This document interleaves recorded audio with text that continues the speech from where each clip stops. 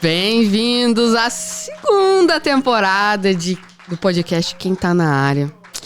Eu tô muito feliz que a gente conseguiu, né? E esse podcast acontece graças à colaboração do CREA Minas Gerais e a Associação Regional de Engenheiros, Arquitetos e Agrônomos de São Sebastião do Paraíso. Eu quero agradecer muito o presidente do CREA, o Marco Gervásio. Eu quero agradecer também o presidente da associação, o João Éder, que se empenharam, né? Até a Tati aí, que fez toda a papelada. Eu quero agradecer muito porque esse podcast está sendo incrível para mim e conhecer os convidados, e acredito que a população também está curtindo bastante. Mas hoje... esqueci também. Tem que mandar um beijo pro Vinícius Bittar, nosso fiscal. A gente estima melhoras, viu, Vinícius? Tá passando da hora de você voltar pra gente. Ele teve alguns probleminhas de saúde, mas logo tá aí. Hoje, aqui, a gente vai receber um engenheiro agrônomo. Ele formou em 1993. Ele sempre trabalhou com iniciativa privada, mexe com propriedades rurais, loteamentos, construções civis e uma agroindústria bem famosa aqui na nossa região, tá? Mas eu vou deixar ele se apresentar, contar um pouquinho da sua história. Hoje com a gente... Eu vou te agradecer primeiro, né, por ter aceitado o nosso convite. A gente está recebendo o Carlos Alberto Pinto Gonçalves. Muito obrigada, viu, Carlos, por ter topado. Oi, Amanda. Eu que agradeço você, a Tatiane, o pessoal da área, né, que me convidou. E estamos aqui, né, para tentar contribuir com alguma história interessante, né, que agregue... Sem dúvidas vai ter. Que agregue aí para o pessoal que estiver assistindo. Por que engenharia agrônoma? Já vamos começar. Tá. Bom, meu avô, José, ele era agricultor, pequeno agricultor. Meu pai foi ser engenheiro agrônomo. Ele se formou em 1965 pela Exalc USP, em Piracicaba. E eu, como acompanhava muito meu pai no dia a dia, né, no trabalho dele, ele era um consultor técnico, né, que viajava o Brasil inteiro. E eu comecei a acompanhar ele e gostei. E ele mexia mais em que área? Café. Café. Meu pai, ele... Seu avô também? O meu avô também tinha um sítio de café, tinha um porquinho, uma vaquinha, Sim. né? Era um sítio bem pequeno. E aí meu pai foi fazer engenharia agronômica, meu tio Wallace foi fazer engenharia agronômica. E vocês são daqui de Paraíso mesmo? É, família aqui de Paraíso mesmo. Família que migrou de Portugal, Itália, vieram aqui para Paraíso, né? Mais de 100 anos atrás. Sim. E a gente, na verdade, eu vinha passar minhas férias de criança aqui em Paraíso, ia muito pro sítio, e meu pai seguiu essa carreira. E eu, inspirado neles, segui a carreira de agrônomo também. E foi mais pelo café ou foi outra coisa? Olha, eu sempre gostei de café, principalmente tomar café, né? Aí, na verdade, a gente vai pegando gosto, né? Quando a gente é mais novo, assim, a paixão pela agricultura, pela agropecuária é um pouco mais amena, né? A gente gosta muito da cidade, né? Tem muito apego, né? Na juventude a gente tem apego aos... Isso, aos costumes que a gente tem na cidade.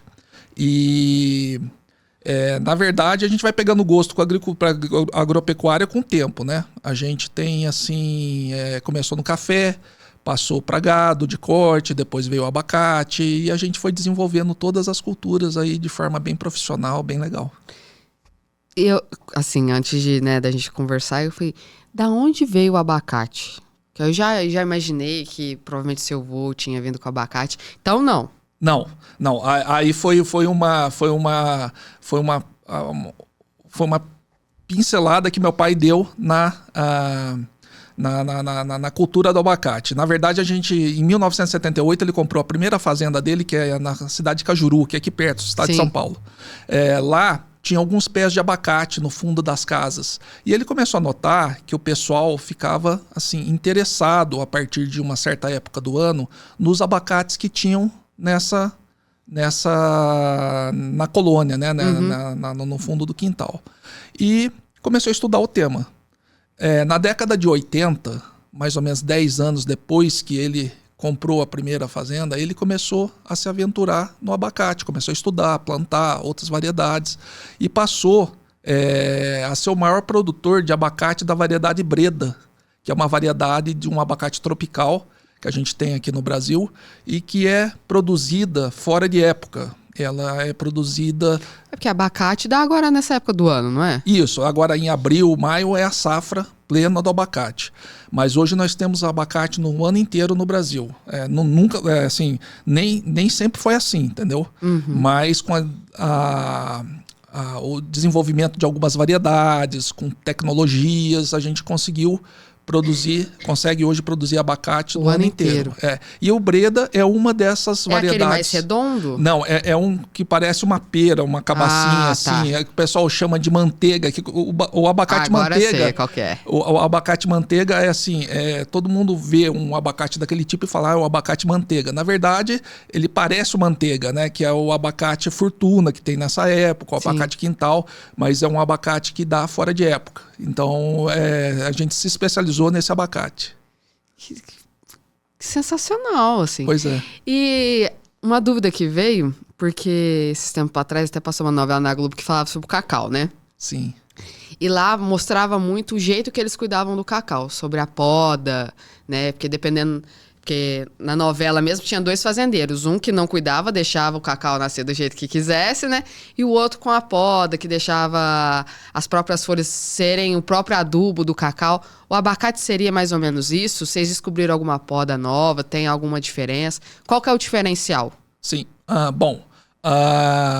O diferencial para produzir é a variedade no local que você está produzindo. Então, aqui em Paraíso, nós estamos a 1.000 metros de altitude, um clima mais ameno. Então, aqui a gente planta variedades tardias, porque ele atrasa mais. Entendi. Então, a gente já entra com variedades que vai amadurecer mais para frente. A gente tem que ter esse cuidado. Em regiões mais quentes, com muito quente mesmo, com muito calor, geralmente adianta a maturação do abacate. Cajuru é mais quente, não é?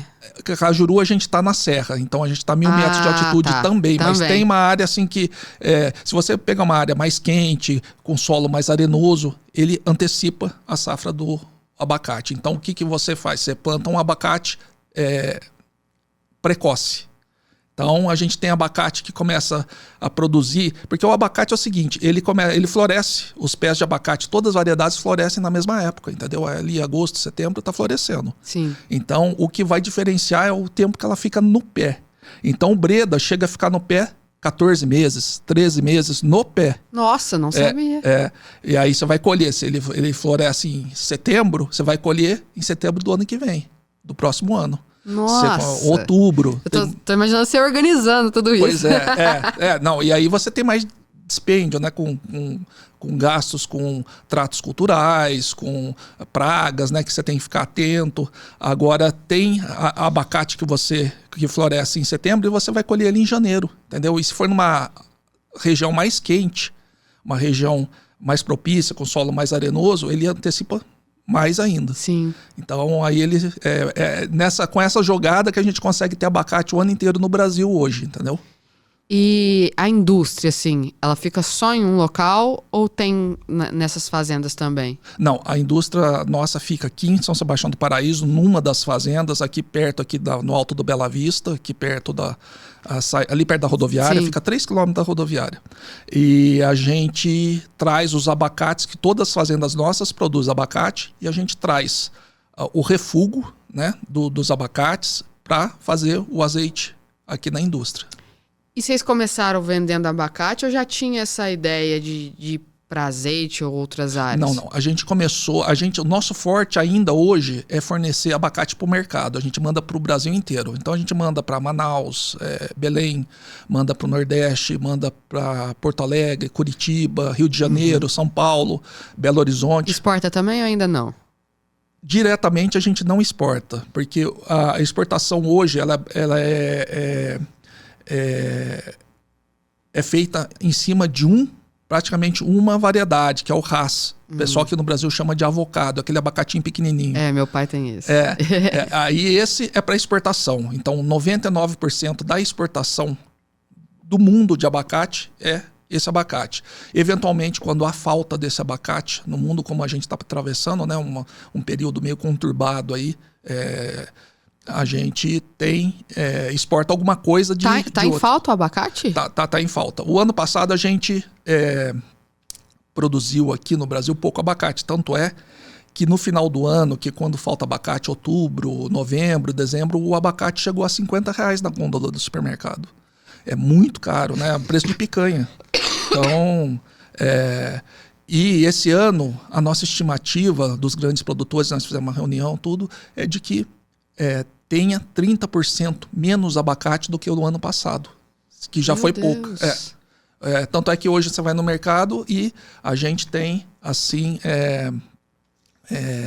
você vê abacates comuns hoje na gôndola do supermercado. Por quê? Porque tá faltando abacate. Então eles estão pegando abacate de fundo de quintal mesmo. E você acha que essa falta do abacate é escolha dos produtores ou é uma questão climática também? Não foi questão climática. No ano passado a gente teve uma seca muito forte, muito forte. Então a gente pegou uma seca aí de praticamente 6 meses. Aqui em Paraíso ficou 6 meses sem chover. Você pegou, a gente ficou sem chuva maio, junho, julho, agosto, setembro, outubro, foi chover em novembro. Então, realmente as plantas sentiram. E isso fez com que caísse a produção delas.